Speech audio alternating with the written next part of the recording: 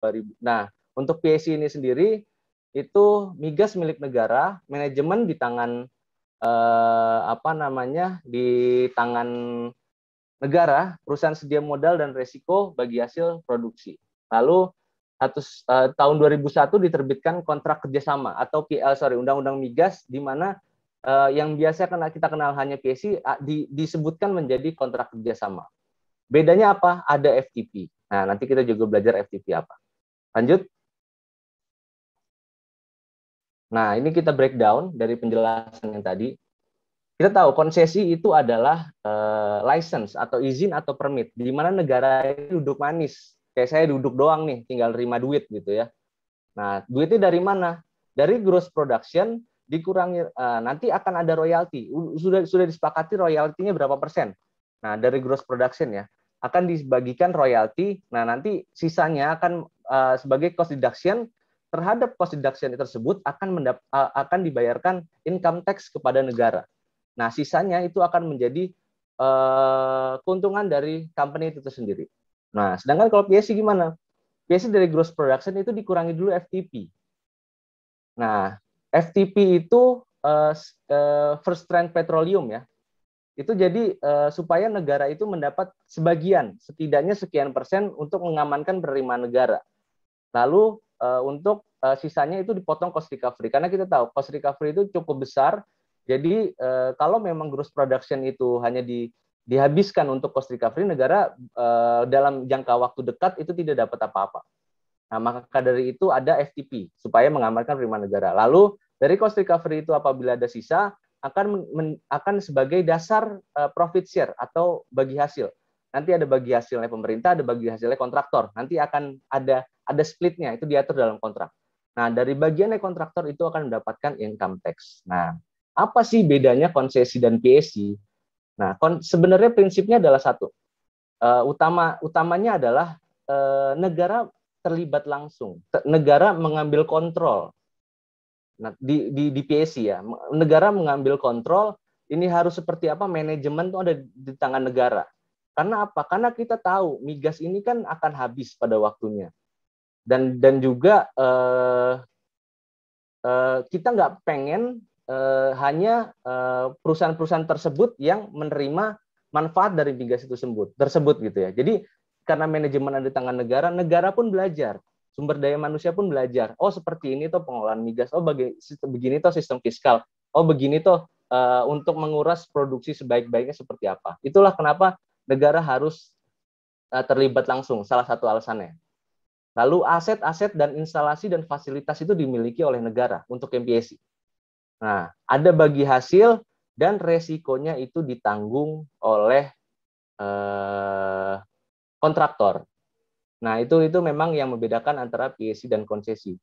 Ya, kita tahu konsesi itu intinya ada izin lah ya.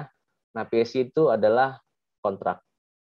Nah, terus untuk service kontrak itu sendiri, kita lihat sendiri gross production akan dikurangi cost recovery, lalu negara nanti akan membayar. Ini bayar buat lo nih atas jasa lo ngerjain ini segala macam. Nah, itu dia akan dapatnya sifatnya adalah cash atau fee, bukan in kind, bukan minyak ya. Akan dibayar, ibarat kata kalian bikin rumah lah, lo bikin rumah deh. Lo bikin rumah, nanti gue bayar sekian. Nah, gue ngatur seperti ini segala macam, nanti lo gue bayar sekian. Nah, seperti itulah kurang lebihnya. Nanti production itu semua milik negara yang punya project gitu ya. Kontraktor hanya melaksanakan aja. Nah, nanti juga dari fee tersebut akan dipotong income tax. Nah, jadi gue itu lebih menunjuk K3S untuk melakukan eksplorasi. Nah, resikonya ini masalah resiko bagaimana? Resiko berarti karena resiko itu negara yang punya project, negara yang nyuruh lah. Maka resiko itu ada di tangan negara. Nah, itu yang menjadi beban tersendiri terkait dengan service kontrak. Nah, rata-rata sebenarnya negara itu mengawali dengan sistem konsesi. Negara-negara dulu, kalau kita lihat apa aja sih negara yang menggunakan sistem konsesi, itu ada Amerika, ada Thailand, ada Rusia kalau nggak salah ya. Yang memang negara-negara yang cukup maju lah, cukup besar, mereka menggunakan konsesi. Dan ini juga integral dengan prinsip kedaulatan negara mereka. Beda-beda ya, jadi nggak bisa disamakan. Kondisinya negara menggunakan sistem konsesi, negara menggunakan sistem PSC atau service kontrak. Nah, sedangkan kalau PSC itu untuk yang middle lah, yang migasnya nggak terlalu besar, masih banyak cadangan-cadangan yang harus dibuktikan. Nah, itu setidaknya lebih fair, lebih win-win, karena kan kita mencari win-win ya. Nah, terus untuk service kontrak itu biasanya untuk negara-negara yang migasnya kaya, seperti di Timur Tengah, ya mereka udah tahu, ya lu ngebor di situ, udah pasti ada minyak kok. Nah, udah seperti itulah, as simple seperti itu. Balik lagi, ini menjadi pertimbangan setiap negara dalam menentukan sistem tata kelola migasnya sistem hukumnya seperti apa. Lanjut. Nah, ini kita bisa dilihat di sini. Kalau konsesi itu investor interestnya semakin tinggi. Sedangkan service kontrak itu paling rendah. Di tengah-tengah apa? Production sharing. State control, concession itu semakin tidak semakin rendah. Maksudnya semakin rendah ya. Untuk service kontrak, state controlnya semakin tinggi. Di tengah-tengah adalah production sharing lagi. Nah, itulah kenapa memang waktu itu Bapak Ibnu Sutowo mencoba menerapkan sistem production sharing kontrak karena melihat kondisi-kondisi yang memang dialami pada masa itu dan sekarang juga. Kita masih menerapkan sistem production sharing kontrak. Nah, lanjut. Saya minum dulu ya. Lanjut lagi. Nah, oke. Tadi kita bicara terkait dengan sistem hukum, kita sekarang belajar terkait dengan kelembagaan lah.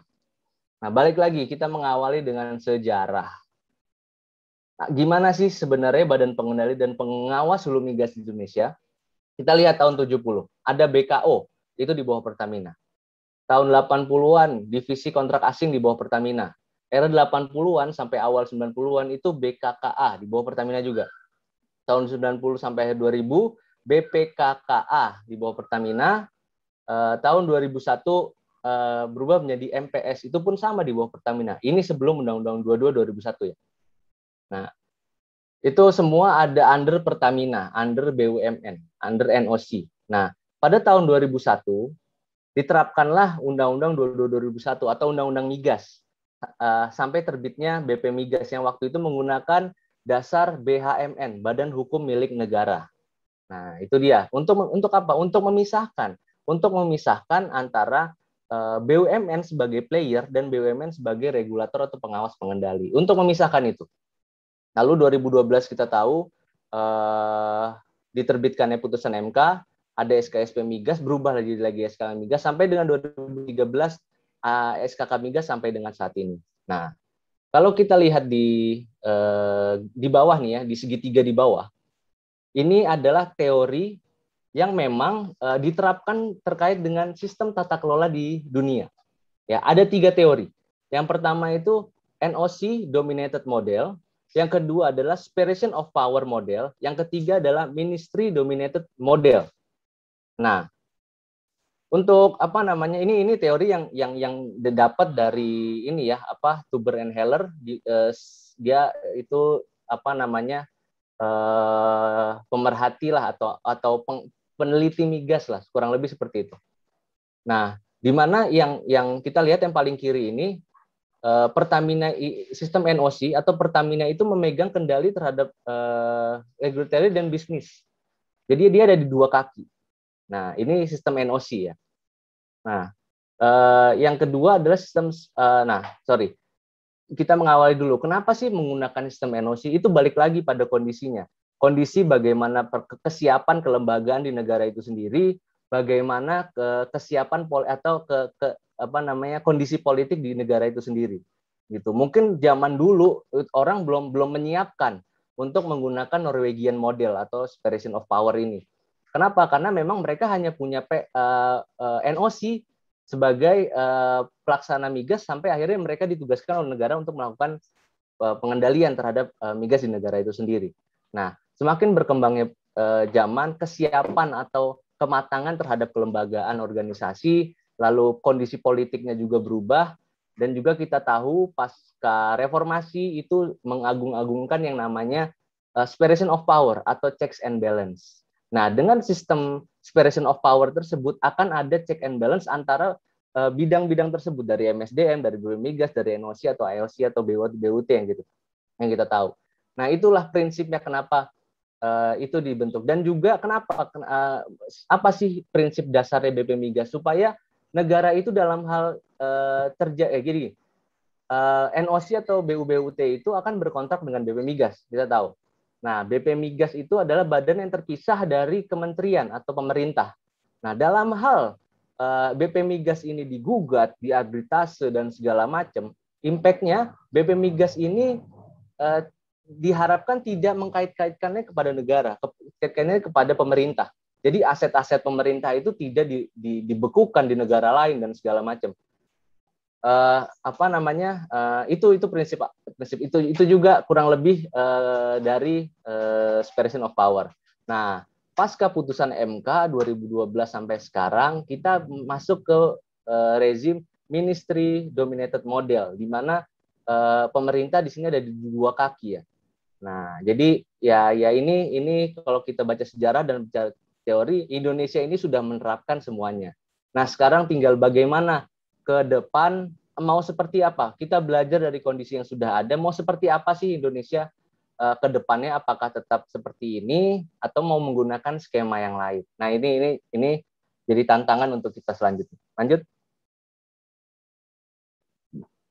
Ini peraturan perundangan kelembagaan saat ini ya, yang eksis saat ini, di mana Undang-Undang 1945 pasal 33 ayat 2 dan ayat 3 diturunkan melalui Undang-Undang 22 2001 tentang migas. Nah, kalau kita lihat sebelah kiri itu ada putusan MK, ada PP 42 2002 itu sebagai dasar hukum waktu PP 42 itu sebagai dasar hukum BP Migas dan PP 35 sebagian juga. Nah, karena ada putusan MK tahun 36 nomor 36 tahun 2012, maka diterbitkanlah nih ketentuan-ketentuan yang sebelah kanan, Perpres, Kepmen, Perpres, Permen dan segala macam ini itu terbitkan setelah putusan MK. Nah, dulu BP Migas itu dasarnya adalah PP 42 tahun 2002, sedangkan sekarang dasarnya adalah Perpres gitu. Lanjut. Nah, ini kita masuk dulu. Mungkin Bapak Ibu sudah familiar ya dengan apa sih dengan mineral right, dengan mining right, dengan economic right gitu ya. Apa sih sebenarnya mineral right itu? Mineral right itu adalah hak ya yang terhadap kandungan yang ada dalam perut bumi gitu. Yang ada di subsurface itu haknya punya siapa gitu kan. Nah, ini dalam Undang-Undang 22 2001 itu adalah dimiliki atau dikuasai oleh negara. Gitu. Jadi semua migas, semua kandungan itu adalah dikuasai oleh negara. Nah, ini integral ya dengan kedaulatan negara berdasarkan Undang-Undang 1945 yang tadi sudah saya sampaikan. Nah, ini kalau kita lihat negara lain gitu, di Amerika itu belum tentu mineral right tidak tentu milik negara. Saya umpamakan seperti ini. Saya punya sawah gitu, saya punya rumah.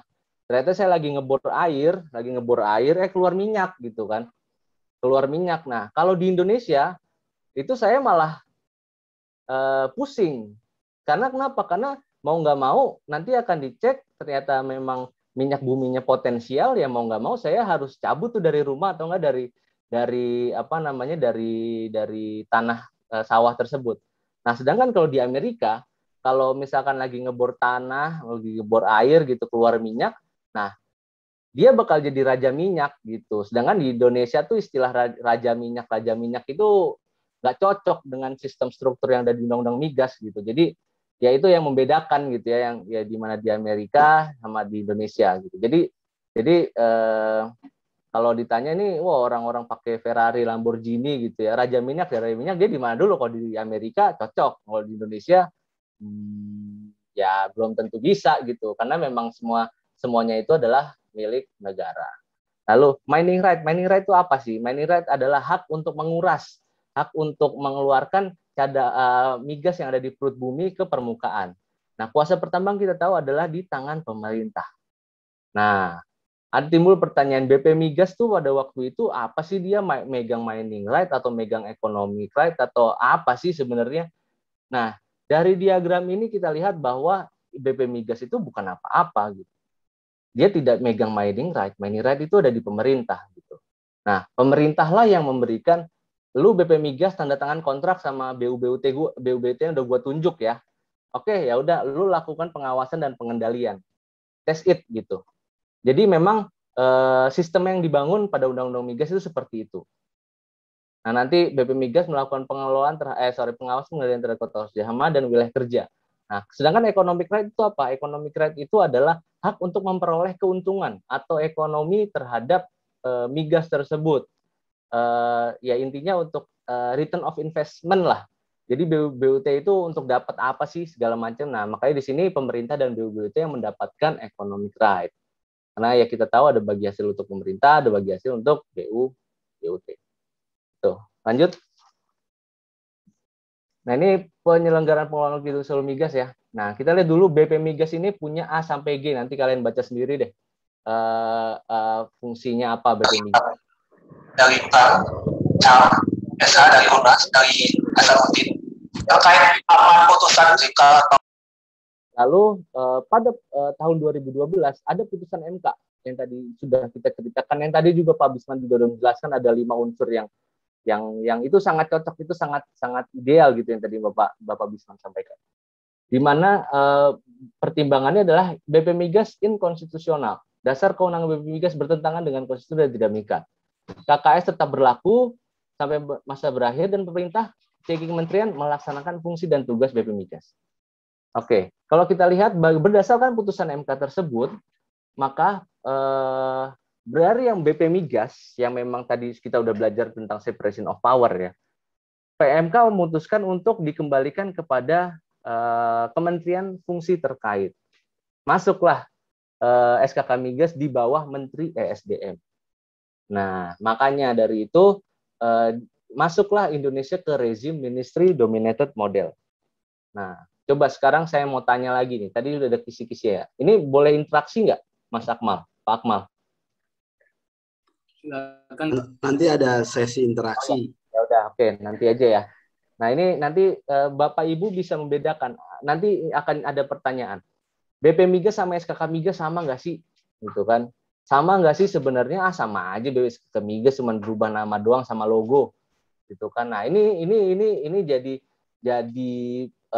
diskusi ya. Jadi ruang diskusi untuk Bapak Ibu semua gitu. Apakah SKK Migas dengan BP Migas itu sama?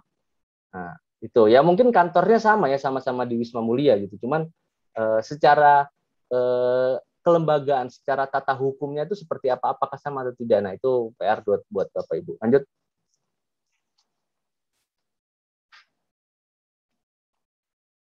Nah, ini tahapan pelaku kegiatan Solo Migas, ini saya cepet aja ya.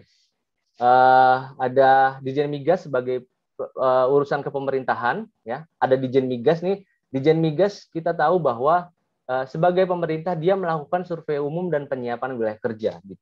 Jadi kalau SKK Migas nih yang berkontrak segala macam. Nah, cuman untuk penyiapan wilayah kerja, penawaran wilayah kerja dan penunjukan atau penetapan pemenang kontraktor itu ada di tangan pemerintah gitu. Jadi SKK Migas itu ibarat kata ya berkontrak dengan yang memang sudah ditetapkan oleh pemerintah gitu.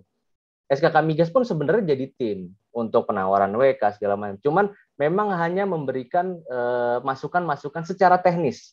Tidak memberikan, oh yaudah yang menang si ini aja, oh yang menang si ini aja. Itu di luar kewenangan atau tanggung jawab SKK Migas. Semua ada di tangannya pemerintah atau Kementerian SDM.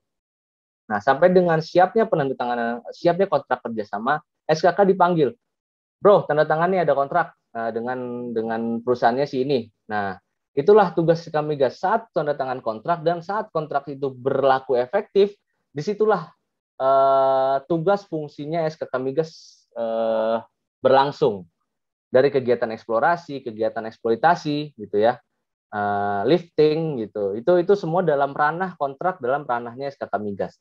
Nah, jadi harus tegas bahwa SKK Migas di sini melakukan pengendalian terhadap pelaksanaan kontrak kerjasama, gitu. Jadi saat dia masih di sebelah kiri ataupun mungkin nanti sudah masuk ke kegiatan usaha hilir, itu di luar kewenangan dari SKK Migas. Jadi setidaknya Bapak Ibu nanti bisa menelaah. Oh ini bagiannya, misalkan saya pengen bikin izin BBM nih, izin apa segala macam.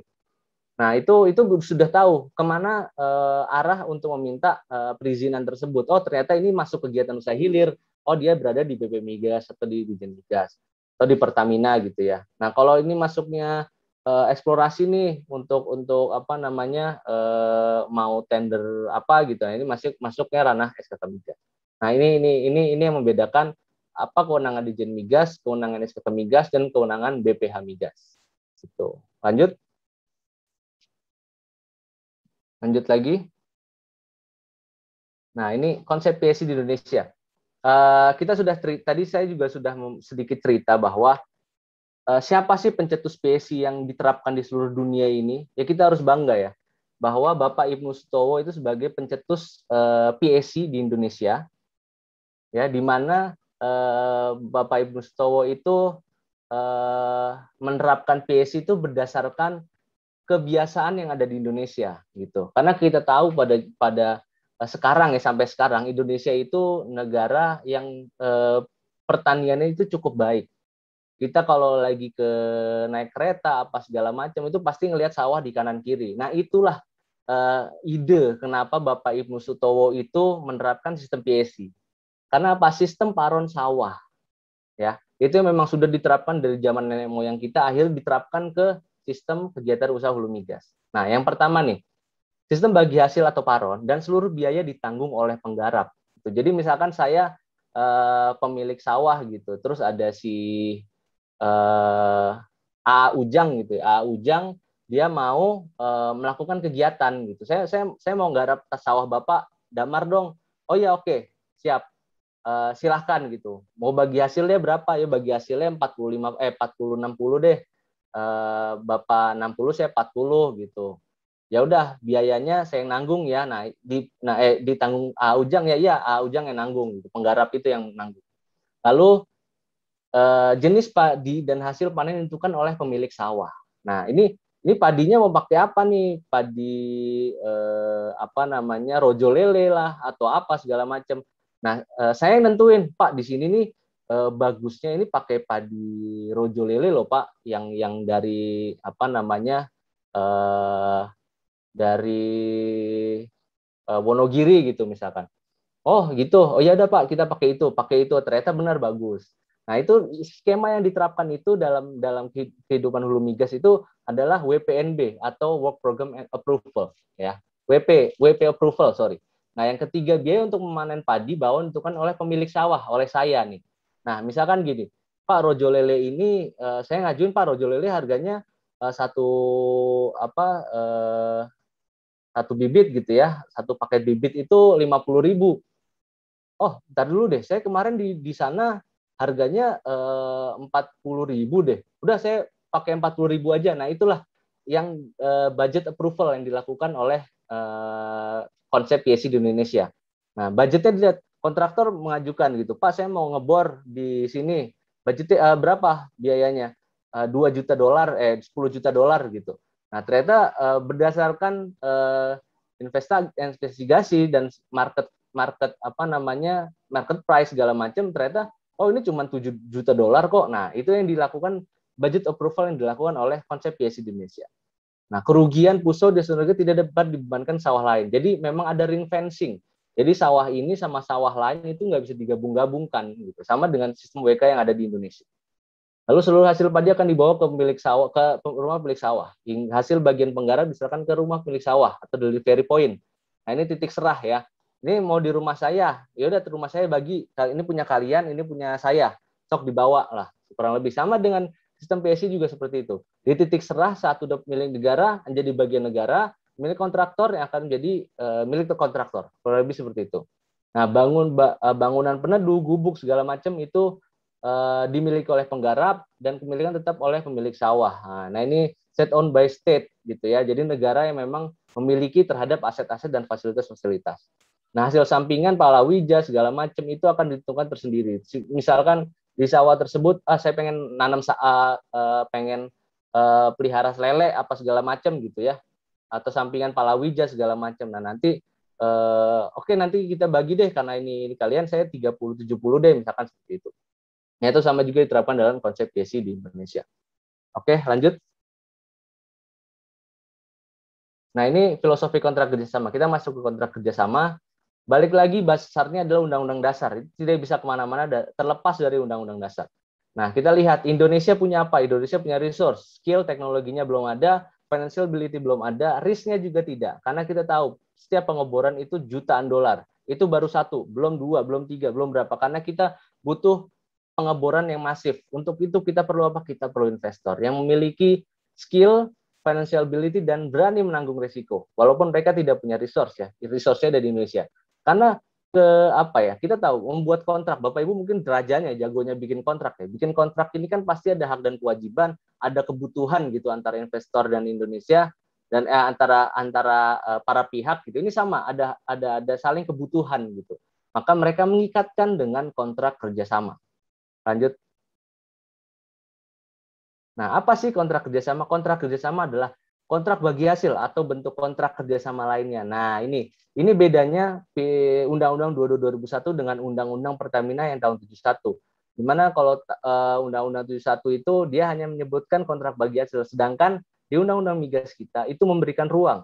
Bukan hanya kontrak bagi hasil, tapi ada kontrak lainnya.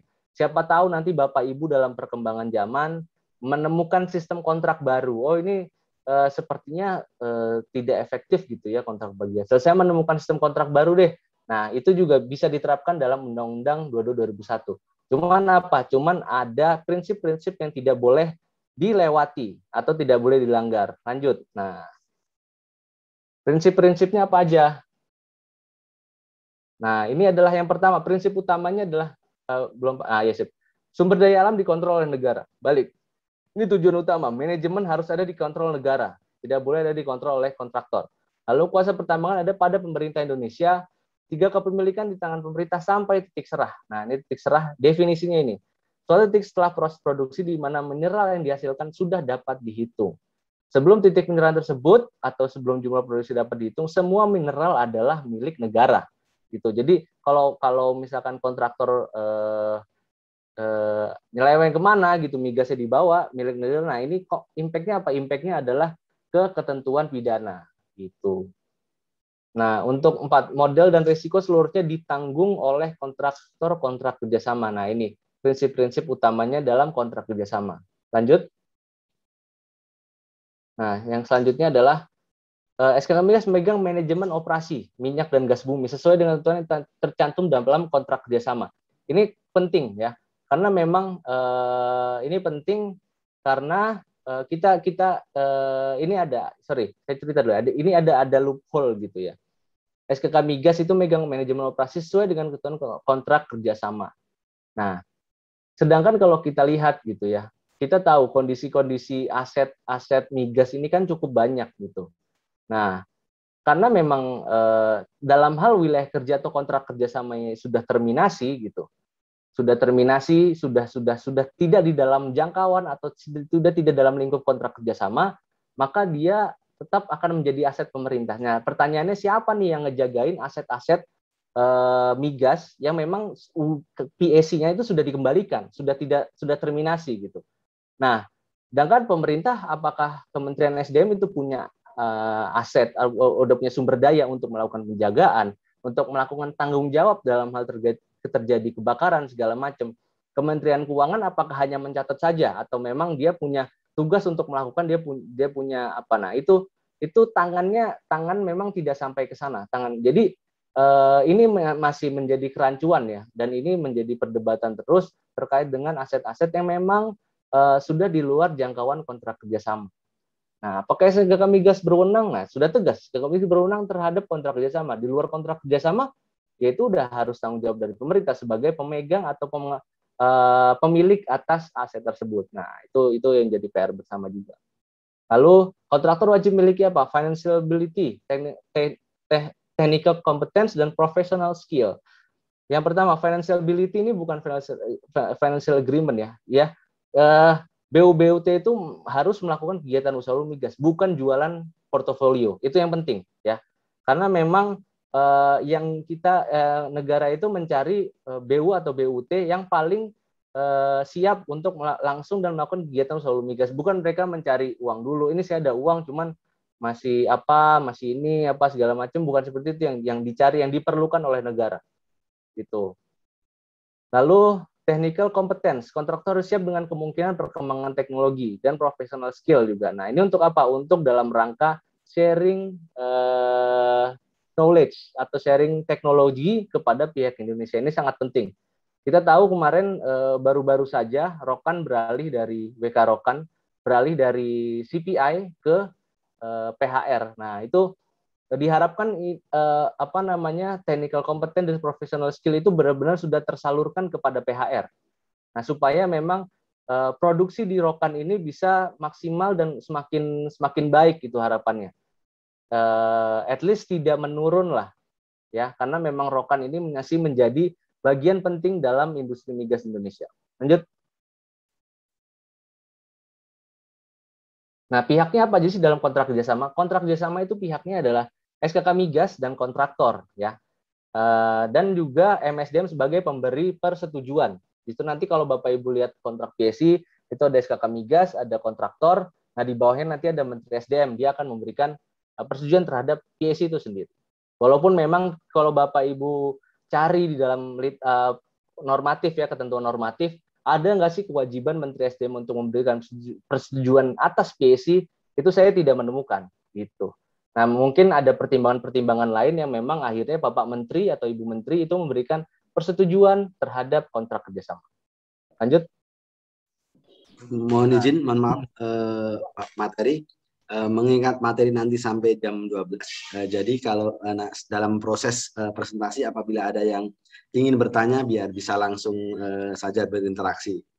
Supaya bisa semua berjalan. Baik, saya informasikan kepada para peserta sambil terus nanti pemateri menyampaikan materi apabila ada yang ingin ditanyakan supaya bisa menyampaikan pertanyaan tersebut secara langsung. Terima kasih. Silakan Pak materi. Baik Pak, terima kasih. Nah, ini balik lagi ya. Saya cepat aja sih. Nanti biar bisa banyak diskusi. Kontrak-kontrak kerjasama ini ada BU, ada BUT. BU kita tahu badan usaha yang ada didirikan di Indonesia. BUT itu yang didirikan di luar. Kenapa bisa BUT gitu? Itu adalah amanah atau yang memang diberikan kelonggaran dalam undang-undang migas kita dalam rangka untuk meningkatkan iklim investasi supaya memang sok aja mereka datang langsung ke sini, nggak perlu bikin BU, mereka bisa langsung kerja. Nah, itu ya intinya. Nah, BU-BUT melakukan kegiatan usaha hulu dilarang melakukan kegiatan usaha hilir. Ya. Terus kepada setiap BU-BUT hanya diberikan 1 WK. BU-BUT mengusahakan berapa WK wajib membentuk badan usaha yang terpisah. Gitu. Jadi memang diberikan ring fencing yang tegas ya dalam undang-undang migas kita gitu. Hulu hilir dipisah, setiap WK dipisah gitu. Nah, kalau mereka mau WK lainnya, sok bikin bentuk yang lain. Supaya apa? Supaya tidak ada konsolidasi dana, tidak ada konsolidasi keuangan atas kos gitu ya, atas wilayah masing-masing wilayah kerja tersebut atau hulu dan hilir. Lanjut. Nah, ini kontrak kerjasama. Ini ada konvensional dan non konvensional. Konvensional itu yang migas dan pada umumnya ya, dan non konvensional itu ada shale gas, ada CBM, ada tight sand gas dan segala macam lah, kurang lebih seperti itu. Lanjut. Ini kontrak kerjasama, ini bentuk-bentuknya. Tadi saya sudah sampaikan, ada kontrak bagi hasil, ada kontrak kerjasama lainnya. Nah, untuk kontrak bagi hasil kita kenal apa? Ada kontrak bagi hasil cost recovery dan kontrak bagi hasil gross split. Nah, ini baru nih ada tahun 2017. Lalu kontrak kerjasama lainnya itu ada apa? Ada kontrak jasa. Nah, memang saat ini dulu beberapa tahun sebelum ini 2021 memang pernah ada kontrak jasa gitu ya. Cuman memang akhirnya pemerintah memutuskan bahwa kontrak jasa tersebut diganti ke rezim PSI. Jadi sekarang memang saat ini belum ada lagi kontrak jasa. Lanjut. Nah, ini kontrak bagi hasil itu ada apa aja? Ada yang cost recovery, ada konvensional dan non konvensional. Nah, ini JOA JOB nih ya. Ada dari non konvensional itu ada dipisah juga, ada GMB, ada non GMB. Nah, JOA itu sebenarnya yang mungkin Bapak Ibu tahu ada di sistem kita itu ada JOB Pertamina Medco apa, JOB Pertamina apa gitu. Nah, itu memang diperbolehkan dalam undang-undang yang lama gitu ya. Nah, akhirnya memang ada putusan kebijakan baru bahwa yang sudah kontrak JOA atau JOB itu dalam hal dia berakhir dan akan diperpanjang, maka perpanjangannya akan menggunakan skema PSC. Itu sih. Lanjut. Nah, ini ketentuan-ketentuan dalam kontrak kerjasama. Ini Bapak Ibu bisa lihat sendiri nih, kurang lebih ini yang diatur dalam PSC ya. Nanti kalau perlu diskusi ya kita bisa diskusi lah. Ini klausul-klausul dalam kontrak kerjasama sebenarnya ini sangat panjang gitu, karena setiap ketentuan operator ada masing-masing itu ada ini yang masing-masing lah, ada sendiri gitu. Jadi memang untuk waktu 1,5 jam itu mustahil untuk bisa menjelaskan ini semua. Lanjut. Nah, ini tahap kegiatan usaha hulu migas ya. Ini ada eksplorasi.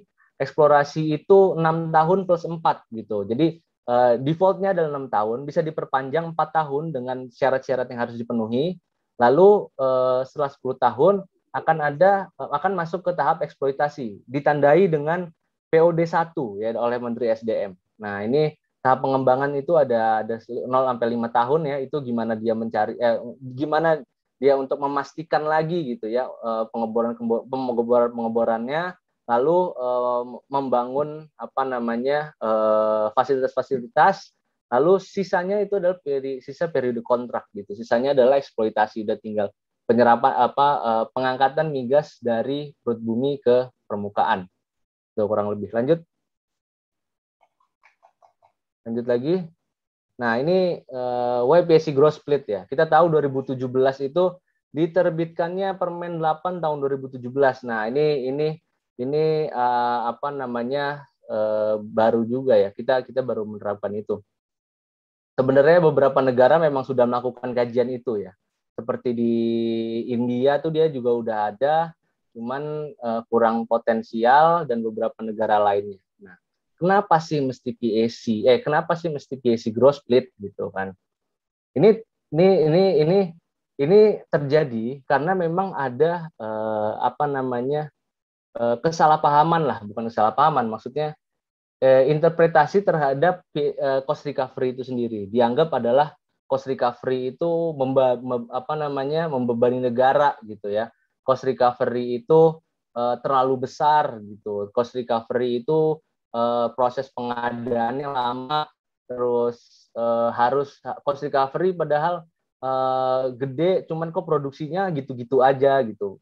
Nah, atau biasa kita sebut matching cost against revenue gitu. Nah, itu prinsip itulah kenapa cikal bakalnya keluar PSC Gross Split gitu. Kalau kita tanya gitu, matching cost against revenue, lapangan tua apakah perawatannya lebih ringan dibanding lapangan baru? Kan belum tentu tidak gitu. Saya punya motor tua gitu tahun 65 gitu. Perawatannya gimana, restorasinya gimana, bensinnya gimana, oli sampingnya gitu ya. Sedangkan motor yang satu lagi misalnya Vario gitu yang baru ya isi bensin aja sama rutin check up ke bengkel sama isi oli udah gitu, beres gitu. Sedangkan kalau motor tahun 65 gitu segala macam itu kan mesti ada perawatan tambahan, harus restorasi, nyari perintilannya gitu yang membutuhkan biaya dan effort yang lebih. Nah, itulah yang memang dianggap kenapa PSC Gross Split itu penting. Dan juga ini terkait dengan penganggapan atau paradigma bahwa cost recovery itu adalah keuangan negara, adalah bagian dari uang negara gitu, keuangan negara, di mana dalam hal terjadi hal-hal yang tidak yang dalam pelaksanaan kontrak gitu, itu dianggap sebagai pelanggaran pidana gitu. Sedangkan kan harusnya itu bisa diselesaikan menggunakan skema kontrak gitu. Itu paradigma itu. Cost yang intinya adalah cost. Lanjut.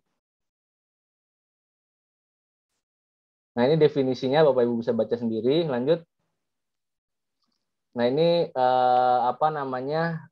breakdown dari waterfall ya dari ininya dari PSC.